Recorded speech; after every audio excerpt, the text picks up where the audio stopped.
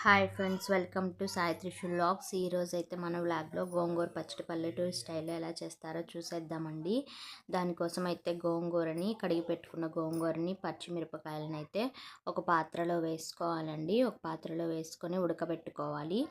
బాగా పచ్చిమిర్చి ఉడికేదాకా అయితే ఉడకబెట్టుకోవాలి. ఈ విధంగా అయితే పాత్రలో వేసుకొని మూత పెట్టుకొని స్టవ్ మీద పెట్టుకోవాలి. ఈ విధంగానైతే ఉడికిపోయాయండి. తర్వాత రోట్లో గల్లుప్పు అయితే వేసుకొని మెత్తగా నూరుకోవాలి.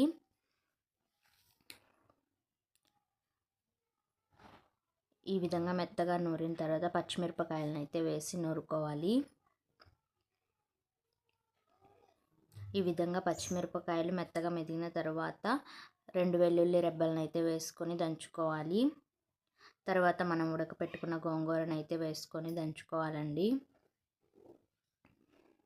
ఈ విధంగా పచ్చడి మొత్తం కలిసేలాగా దంచుకోవాలి.